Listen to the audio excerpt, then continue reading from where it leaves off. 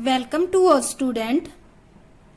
आज हम करेंगे 11th अकाउंटेंसी का चैप्टर 9 जिसका नाम है बुक्स ऑफ ओरिजिनल एंट्री या आप इसको जर्नल भी कह सकते हो। तो आज इसके अंदर हम पढ़ेंगे, अभी देखो इससे जो पहले वाला लेक्चर था फर्स्ट लेक्चर, उसमें हमने जर्नल क्या होता है, इसका मीनिंग क्या है, इसके फीचर्स, इसकी एडवांटेज, इसकी लिमिटेशन और साथ के साथ इसके फंक्शंस क्या है और हमने जर्नल का फॉर्मेट क्या होता है, कैसे बनता है, कौन कौन सी चीजें आती है, ये सारी हमने इसे फर्स्ट लेक्चर के अंदर कर ली है। अगर आपने ये जर्नल का फर्स्ट लेक्चर नहीं देखा है तो आप पहले मेरे यूट्यूब चैनल गेजन सक्सेस पॉइंट पर जाकर +1 अकाउंटेंसी नाम की प्लेलिस्ट है और वहां से आप +1 अकाउंटेंसी का कंप्लीट सिलेबस देख सकती हैं। तो आज का जो हमारा टॉपिक है वो है रूल्स ऑफ जर्नलाइजिंग, यानी कि लेखा करने के नियम, यानी कि जर्नल के अंदर जो लेखा किया जाता है उसके लिए रूल कौन कौन से लगते हैं। वैसे मैंने इक्वेशन आप वाले चैप्टर में आपको कुछ एक रूल बताए थे, यानी कि 5 अकाउंट के बारे में, और डबल एंट्री सिस्टम में आपको 3 अकाउंट के बारे में रूल्स बताए थे।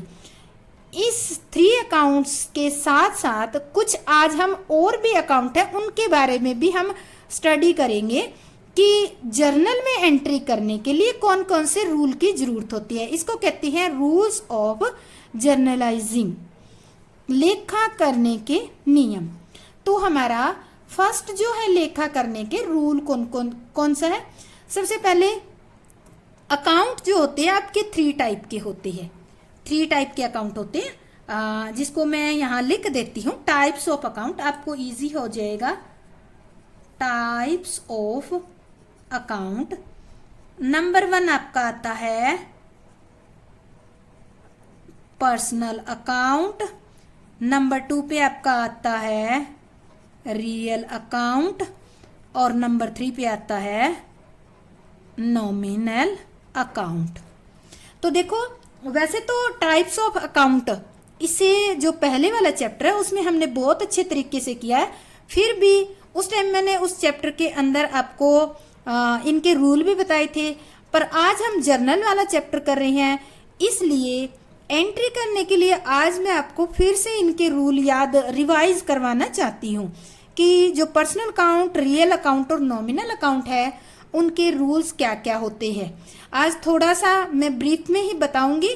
जो टाइप्स ऑफ अकाउंट है उसमें मैंने आपको बहुत अच्छे ढंग से डिटेल में बताए हैं, पर आज थोड़ा सा बताऊंगी, यानी कि ब्रीफ में बताऊंगी। अगर आपने ये नहीं देखे हैं तो आप मेरा टाइप्स ऑफ अकाउंट वाला वीडियो जाकर देख सकती हैं और उसके रूल, डेबिट क्रेडिट करने के जो रूल है वो भी आप चेक कर सकती हैं। तो सबसे पहला अकाउंट आता है हमारा पर्सनल अकाउंट। पर्सनल अकाउंट को हिंदी में क्या कहते हैं, व्यक्तिगत खाता। रूल क्या है इसका, रूल है debit the receiver and credit the giver. Receiver मतलब होता है प्राप्त करने वाला। कौन होता है, प्राप्तकर्ता लिखती हूं मैं, प्राप्तकर्ता, यानी कि जो व्यक्ति, पर्सनल मतलब किसी पर्सन से रिलेटेड है, किसी व्यक्ति का खाता है। अगर कोई व्यक्ति कुछ प्राप्त करता है तो उसको क्या किया जाएगा, डेबिट किया जाएगा। ठीक है, प्राप्त करने वाले व्यक्ति को डेबिट किया जाएगा। अब देखो प्राप्त करने वाला ऐसे ही नहीं लेना, हम बिजनेस के बारे में स्टडी कर रही हैं, तो बिजनेस के अंदर जो डीलिंग होती है रिसीव्ड से और गिवर से, रिसीवर और गिवर से रिलेटेड, उन्हीं के बारे में हम बात कर रहे हैं। तो जो रिसीव करता है उसको हम क्या करेंगे, डेबिट, और क्रेडिट द गिवर यानी कि जो देने वाला होता है, यहां लिख देती हूं देने वाला, देने वाला होता है उसको हम क्या करते हैं, क्रेडिट। अब देखो हमारी फर्म है, हम अपने अकाउंट बना रहे हैं, किसी टाइम हम रिसीवर भी होंगे, किसी टाइम हम गिवर भी होंगे। आपकी फर्म का नाम लिख देती हूं एक्स लिमिटेड है, ठीक है। अब एक्स लिमिटेड है आपकी फर्म कभी तो रिसीवर होएगी किसी ट्रांजैक्शन में, किसी ट्रांजैक्शन में गिवर होएगी। तो क्या आप बार बार X limited debit, X limited credit ऐसे करते रहोगे, नहीं। क्या करोगे, जब आप रिसीवर हो तो आपने क्या रिसीव किया है उस चीज का नाम डेबिट करोगे, ठीक है। और जब आप देने वाले होगे तो आपने क्या चीज दी है, जैसे कैश दिया है या बैंक में से पैसे दिए हैं या आपने गुड्स दी है, तो जो चीज आप दोगे वही चीज क्रेडिट की जाएगी। बार बार आपके नाम की जगह आपका नाम बार बार रिपीट नहीं किया जाएगा। एक और बता दूं, पर्सनल जो अकाउंट होता है इसमें जैसे राम का अकाउंट है, ठीक है, राम, इसके आगे ये अकाउंट वर्ड लिखना जरूरी नहीं है। अगर आप लिख देते हो तो भी ठीक है, अगर नहीं लिखते हो तो भी आपकी कोई गलती नहीं मानी जाएगी, ये ध्यान रखना। तो ये रूल हमारा याद हो गया, debit the receiver and credit the giver, यानी कि रिसीव करने वाले को हम डेबिट करेंगे, देने वाले को क्रेडिट करेंगे। तो अब हम ट्रांजैक्शन पढ़ते हैं, हिंदी भी बता दूंगी इसकी। Paid ₹2000 to Gopal, to Gopal, आपको बताया था कि टू के बाद जिसका नाम होता है वो मोस्टली ट्रांजैक्शन में कौन होता है, रिसीवर होता है। कौन होता है, रिसीवर। तो यहां कौन है रिसीवर, गोपाल है। और कितने रुपए दिए, 2000 पेड। अगर ये लिखा है कि 2000, इसका हिंदी होती है 2000 रुपए गोपाल को दिए, ठीक है। तो गोपाल कौन हो गया, प्राप्त करने वाला। अब देने वाला कौन है, आपकी फर्म है, आपके ट्रांजैक्शन है, तो आपने ही दिए होंगे ना गोपाल को। तो अब एंट्री कैसे करोगे इसमें, आपका रूल क्या है, डेबिट द रिसीवर। तो डेबिट कौन होगा, रिसीवर कौन है, गोपाल। तो डेबिट किसको होना चाहिए, गोपाल को।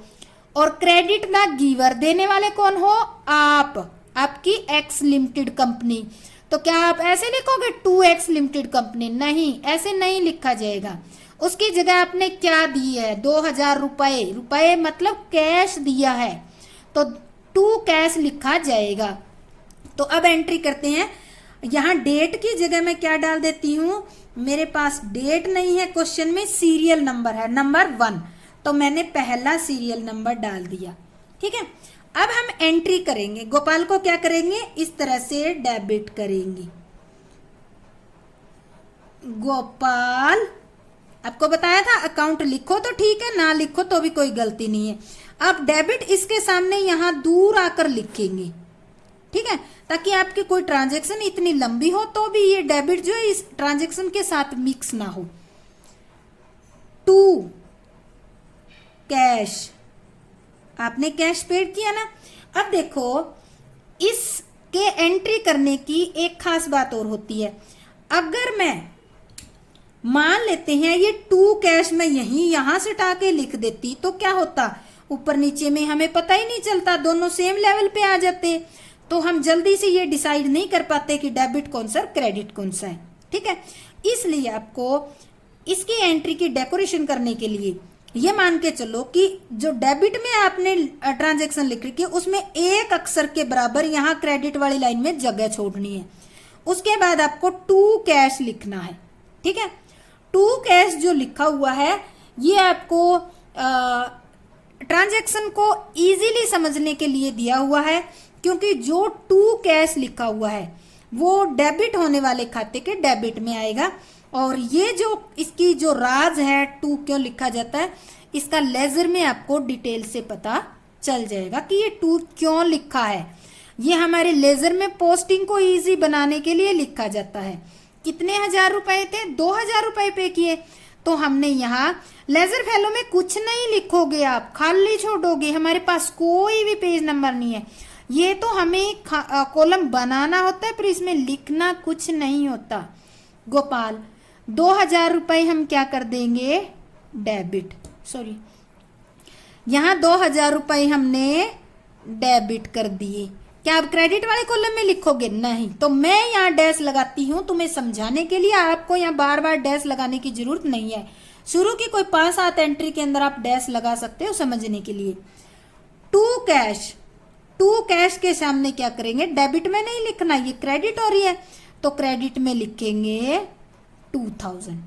ठीक है, यानी कि जितने रुपए, डबल एंट्री सिस्टम का यही रूल था ना कि जितने रुपए डेबिट में लिखे जाए उतने रुपए ही क्रेडिट वाले अकाउंट में आपको लिखने हैं।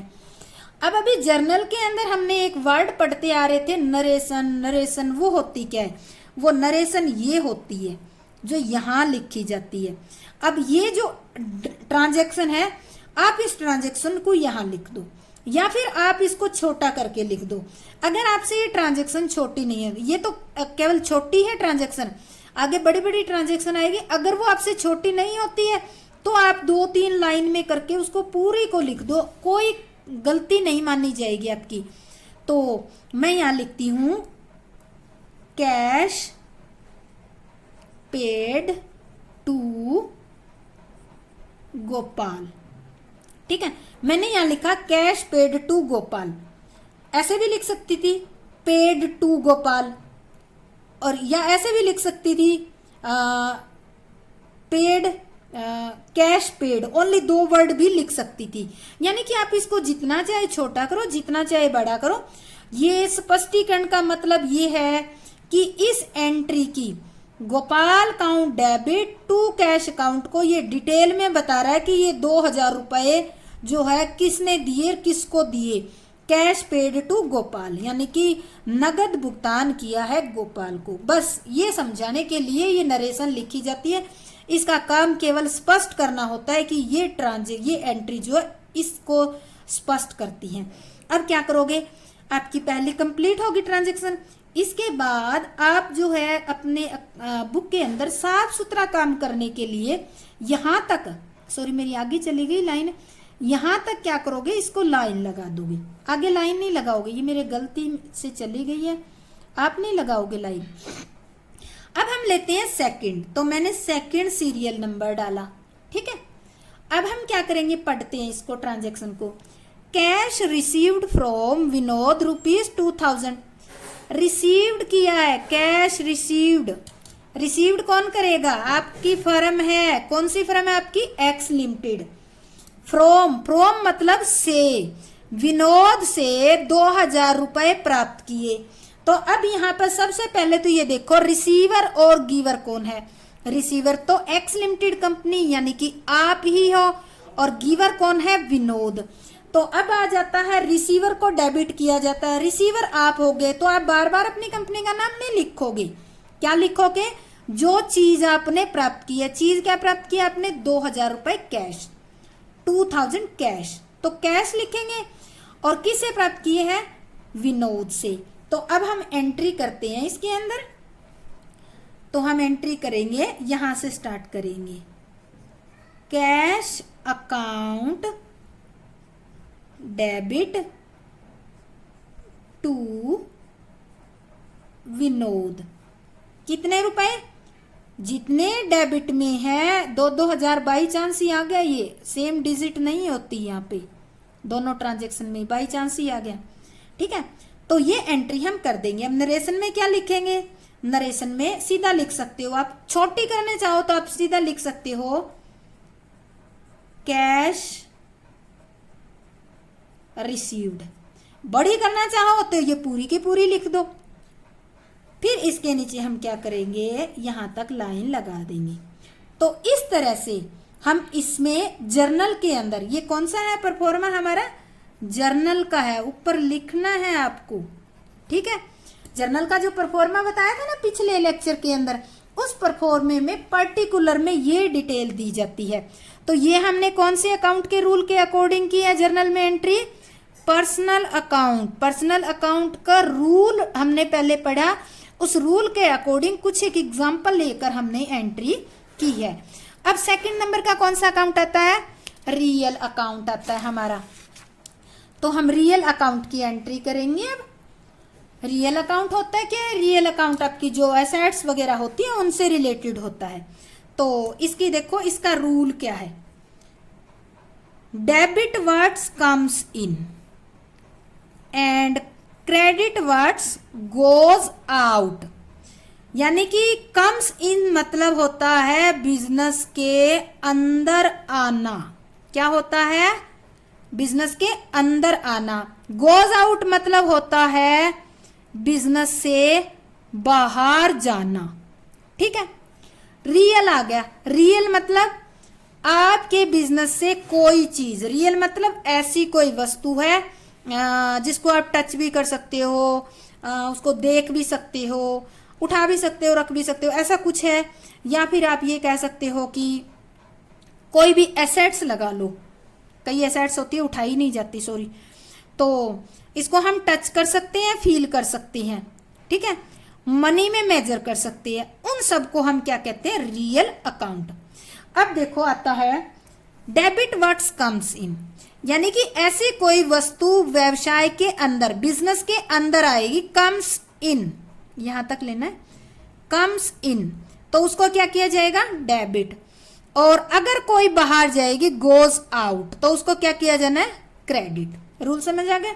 अब हम करते हैं एग्जाम्पल। फर्स्ट हमारा है परचेज मशीनरी फॉर ₹50,000, 50,000 रुपए की मशीनरी खरीदी, ₹50,000 तो कैश में ही खरीदी होगी।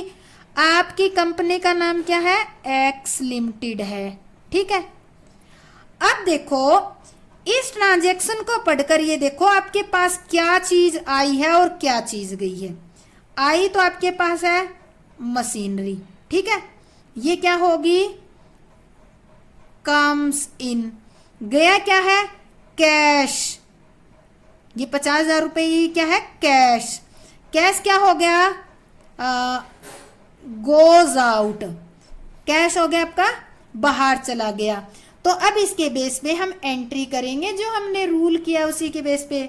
पहला है तो मैं सीरियल नंबर डालती हूँ फर्स्ट, पर्टिकुलर में एंट्री करेंगे, मशीनरी आई है तो एंट्री करेंगे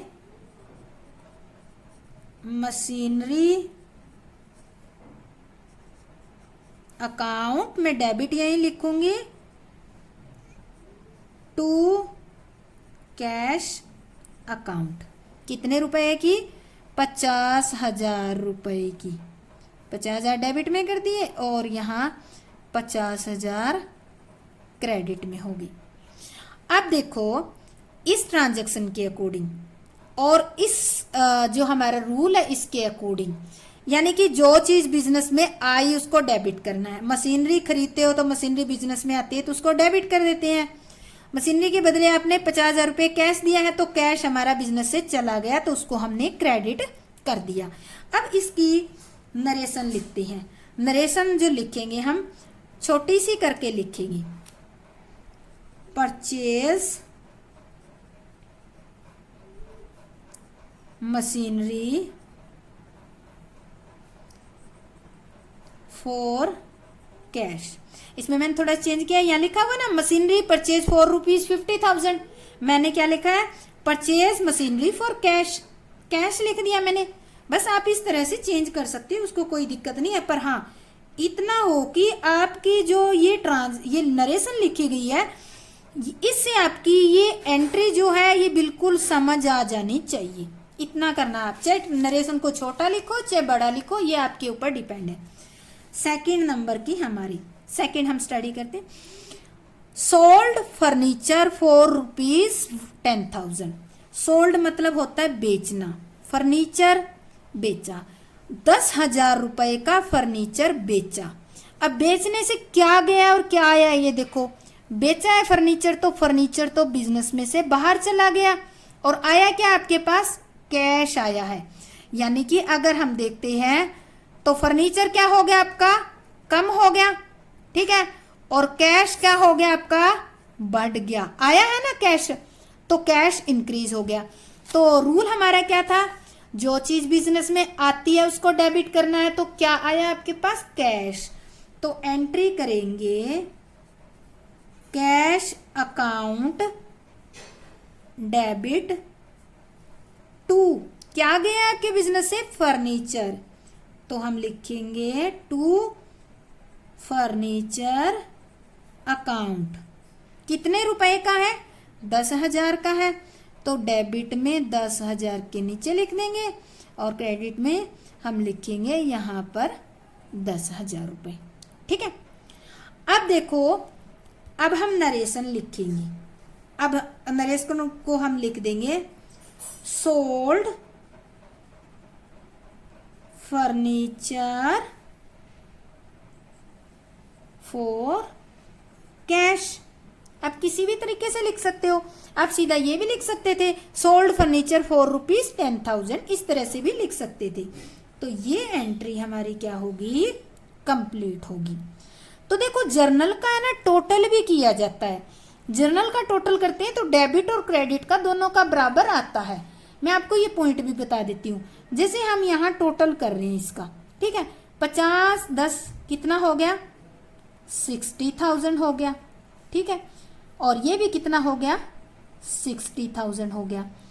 तो अगर आप इसका टोटल करते हो और दोनों साइड का टोटल बराबर आता है, इसका मतलब आपने एंट्री ठीक कर रखी है। एंट्री ठीक का मतलब आपने जो अमाउंट है वो सही पोस्ट कर रखी है, यानी कि जितनी आपने डेबिट में किया उतनी ही आपने क्रेडिट में कर रखी है।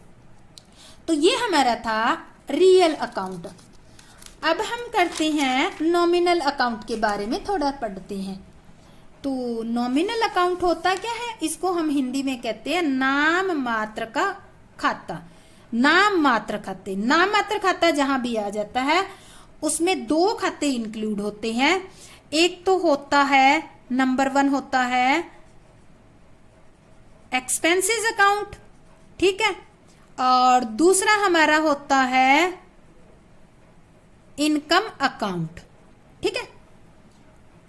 जो नॉमिनल अकाउंट होते हैं कितने टाइप के होते हैं, 2 टाइप के होते हैं, एक्सपेंसेस अकाउंट और इनकम अकाउंट। ओ सॉरी दिख नहीं रहा।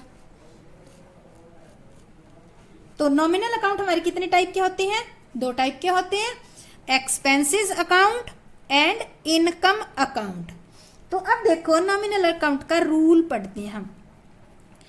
Debit all expenses and losses, यानी कि आपके बिजनेस में जितने भी खर्चे होते हैं और जो भी लॉस मतलब हानि हो जाती है उसको हम क्या करते हैं, डेबिट करते हैं, ठीक है, अकॉर्डिंग टू रूल। और क्रेडिट ऑल इनकम, और बिजनेस में जितनी भी ऑल इनकम लिखी हुई है सभी तरह की जो इनकम होती है उसको क्या किया जाता है, क्रेडिट किया जाता है। अब हम ट्रांजैक्शन करते हैं। अब देखो पेड सैलरी ₹5,000, सैलरी क्या है, पेड की है, पेड की है तो सैलरी क्या है आपके लिए, खर्चा, खर्चा यानी कि एक्सपेंसेस, एक्सपेंसेस को क्या किया जाता है, डेबिट किया जाता है। और एक बात और ध्यान रखनी है, नॉमिनल अकाउंट के साथ आपका जो है एक और अकाउंट भी अटैच होता है जो ज्यादातर आपको रियल अकाउंट से रिलेटेड मिलेगा, या तो रियल या पर्सनल अकाउंट, ठीक है। तो इसमें आपका जैसे आपने एक्सपेंसेस है, एक्सपेंसेस मैं यहां लिख लेती हूं आपको समझाने के लिए। सैलरी क्या है आपकी, एक्सपेंसेस, ठीक है, एक्सपेंसेस को क्या किया जाएगा, डेबिट। अच्छा ये सैलरी आपने पे किस में की है, रुपीज के अंदर, रुपीज मतलब कैश के अंदर, और कैश क्या हो गया इससे आपका कम हो गया, कम हो गया ना कैश, कैश कम हो जाता है तो कैश किस में आता है, रियल अकाउंट में। रियल अकाउंट कम हो जाता है तो उसको क्या करते हैं हम, क्या करते हैं, क्रेडिट करते हैं, ठीक है। तो इस तरह से ये जो एंट्री करेंगे वो एंट्री हम करेंगे, सीरियल नंबर हमारा है 1, salary account debit to cash account, कितने रुपए, 5,000, यहाँ डेबिट में लिख दिया हमने, और इधर हमने ये क्रेडिट के सीध में क्रेडिट में लिखे हैं, डेबिट के सीध में बिल्कुल डेबिट में लिखे हैं। और नरेशन लिखेंगे यहाँ पे बिल्कुल छोटी सी करके लिखेंगे, पेड सैलरी। तो ये हमारी होगी फर्स्ट एंट्री, ठीक है, जो हमारी एक्सपेंसेस से रिलेटेड थी। अब आती है हमारी सेकंड आती है एंट्री, रिसीव्ड कमीशन ₹1,000, रिसीव किया है क्या, एज ए कमीशन के तौर पे आपने 1000 रुपये रिसीव किया है। तो अगर आप कमीशन आपको मिलता है तो वो क्या है आपके लिए, इनकम। तो यहां हम दिखाएंगे कमीशन क्या हो गया आपके लिए, इनकम। कमीशन होगी आपकी इनकम, और इनकम को क्या करते हैं, क्रेडिट। अभी जो ये इनकम हुई है वो किसके रूप में हुई है, कैसे मिली आपको, कैश में। कैश इससे क्या हो जाएगा, इंक्रीज हो जाएगा। इंक्रीज हो जाएगा तो ये कैश रियल एसेट्स है। हमने पढ़ा है कैश बिजनेस में आता है। Debit what comes in, comes, cash comes in में आता है, तो इसको हम क्या करेंगे, डेबिट करेंगे। तो एंट्री करते हैं हम। अब एंट्री हम करेंगे cash account debit to commission account. देखो सबके आगे अकाउंट अकाउंट लगाती जा रही हूं, केवल जिसका नाम होता है ना किसी व्यक्ति का उसके आगे लगाने की जरूरत नहीं है, ये ध्यान रखना। डेबिट के सामने डेबिट में 1000, क्रेडिट के सामने क्रेडिट में 1000। अब लिखते हैं नरेशन, छोटी सी करके लिखते हैं।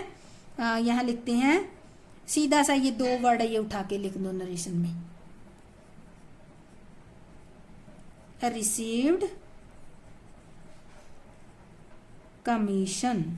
ठीक है, तो ये एंट्री हमारी होगी कंप्लीट नॉमिनल अकाउंट की। अब इसका टोटल करते हैं, देखते हैं हमारा ठीक है या गलत।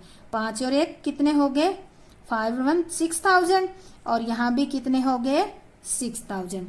अगर देखो हमारा इस एक बात और बताती हूँ, चलो ये ठीक है, यहाँ 6000 हो गया, वो अगले चैप्टर में बताएंगे, कैरी फॉरवर्ड और बैक फॉरवर्ड वाला, यहाँ कंफ्यूज हो जाओगे आप। तो ये हमारा हो गया नॉमिनल अकाउंट, दोनों से रिलेटेड हो गए। अब इसके साथ साथ बिजनेस में कुछ और भी अकाउंट होते हैं, उनके बारे में भी हमें क्या करना होता है, उनके रूल भी हमें याद करने होते हैं। सबसे पहले हमारा आता है मीनिंग ऑफ गुड्स।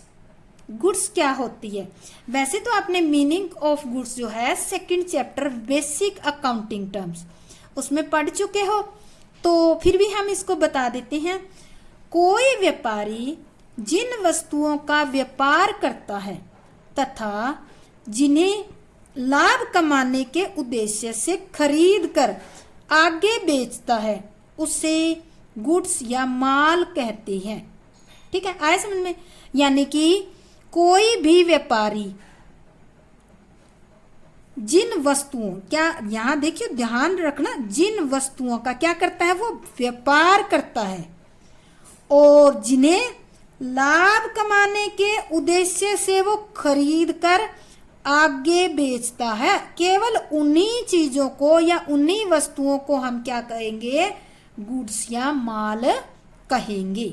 ठीक है, जैसे कपड़े के व्यापारी के लिए कपड़ा क्या है, एक गुड्स है। क्या है, गुड्स। कपड़े के व्यापारी के लिए कपड़ा गुड्स है। ठीक है, फर्नीचर के व्यापारी के लिए फर्नीचर गुड्स है। अभी मान लेते हैं ये कपड़े का व्यापारी है। ठीक है, किसका व्यापारी है, कपड़े का। ये बाजार से एक फर्नीचर खरीद लेता है, क्या उसके लिए गुड्स वर्ड यूज होगा, नहीं। क्यों नहीं होगा, क्योंकि ये व्यापार तो कपड़े का करता है, फर्नीचर इसने अपनी शॉप में कस्टमर के बैठने के लिए खरीदा है, तो इसलिए फर्नीचर क्या होगी, इसकी एसेट्स होगी। तो अब देखो जब भी गुड्स वर्ड हो जाता है, जहां भी आपके ट्रांजैक्शन में आएगा कि गुड्स परचेज की, गुड्स सेल्स की, तो जहां गुड्स मान लेते हैं बिजनेस करने के वे से आप खरीदते हो बेचते हो, तो उसके आगे परचेज और सेल वर्ड यूज होगा।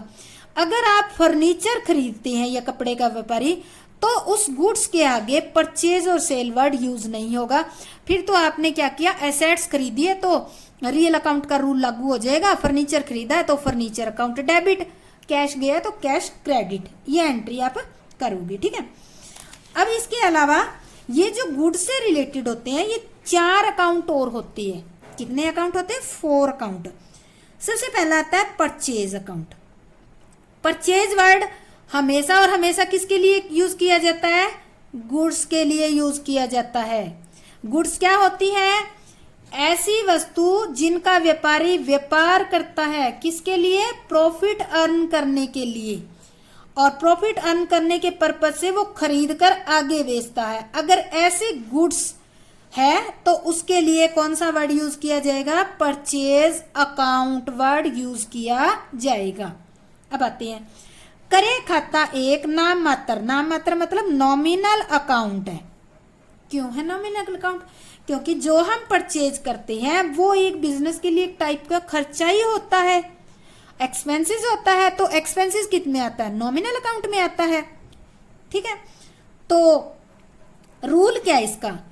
परचेज अकाउंट को अब ध्यान रखना, हमेशा और हमेशा क्या करोगे आप?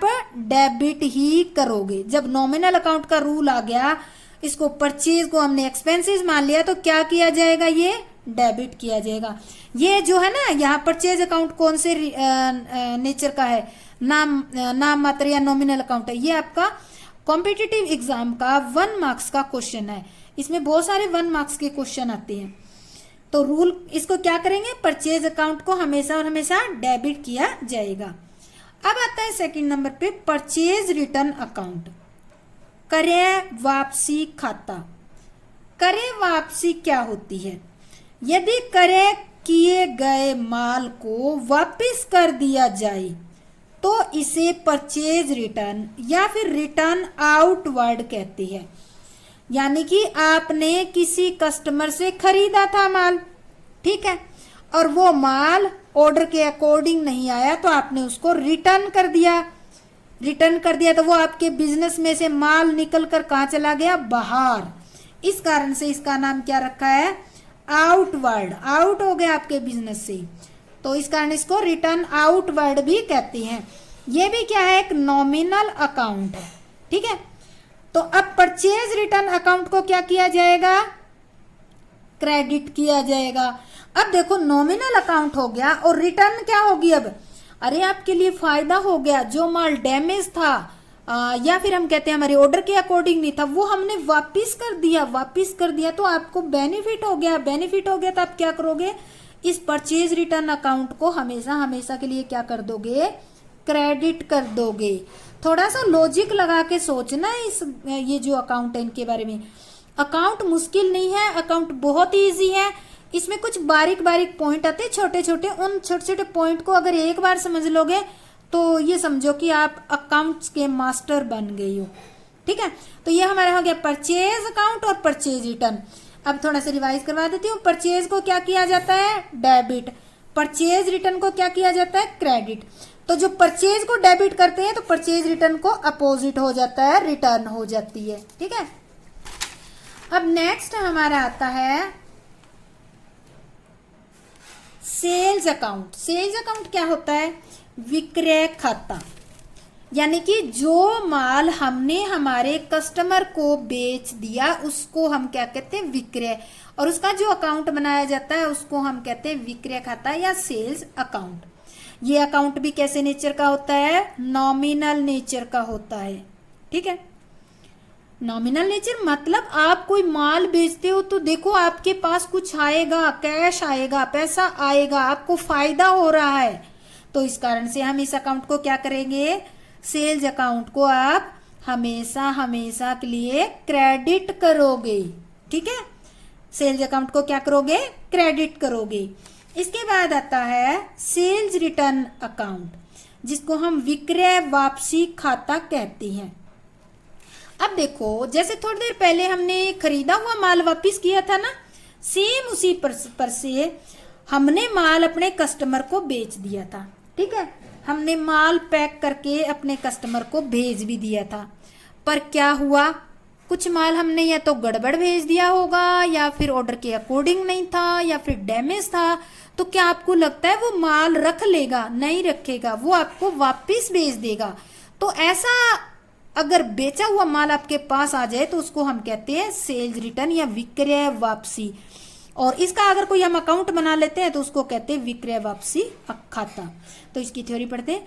विक्रय किया हुआ माल जब वापस आ जाता है तो इसे विक्रय वापसी, सेल्स रिटर्न या रिटर्न इनवर्ड। इनवर्ड यूज क्यों हुआ? क्योंकि बाहर से आपके बिजनेस के अंदर आ गया है माल। ठीक है, तो आप देखो आपका बेचा हुआ माल अगर वापस आएगा तो आपको क्या लगता है, आपको फायदा हो रहा है या नुकसान हो रहा है? अरे फायदा कहाँ से होगा, नुकसान ही होगा। आपने बेचा था और वो किसी कारण से डैमेज है, वो वापस आ गया है, तो जब वहां बेचा हुआ ही वापस आ गया तो आपको लगता है कि वो दोबारा बिक जाएगा? नहीं, इम्पॉसिबल। तो क्या होगा, ये नॉमिनल अकाउंट का नेचर है, इससे आपको लॉस होगी। लॉस होगी तो हम क्या करेंगे, सेल्स रिटर्न या रिटर्न आउटवर्ड नाम से हम इस अकाउंट को क्या कर देंगे, डेबिट कर देंगे। ठीक है, तो ये डेबिट किया जाएगा। तो देखो हमने गुड्स से रिलेटेड 4 अकाउंट हमने पढ़े हैं। परचेज अकाउंट को हमेशा डेबिट किया जाता है। मैं यहाँ लिख देती हूँ आपको रिवाइज करने के लिए। यहाँ हम लिखते हैं परचेज अकाउंट को हमेशा क्या किया जाता है, डेबिट। परचेज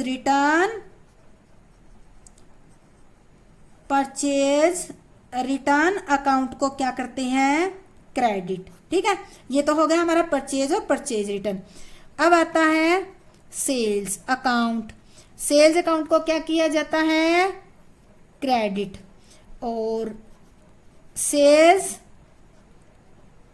रिटर्न अकाउंट को क्या किया जाएगा, डेबिट। ठीक है, ये सारे के सारे परचेज रिटर्न, सेल्स रिटर्न, सारे के सारे अकाउंट कौन से नेचर के हैं, नॉमिनल नेचर के हैं। ठीक है, तो ये आज हमारा हो गया रूल्स ऑफ जर्नलाइजिंग, यानी कि लेखा करने के नियम। तो बच्चों अगर आपको ये अच्छी तरीके से समझ आ गया है तो आप मेरे चैनल को ज़्यादा से ज़्यादा सब्सक्राइब करें और करवाएं भी, ताकि मैं मोटिवेट होती रहूं और आपको और ज़्यादा अच्छे ढंग से लेक्चर बना के पेश करती रहूं। तो जय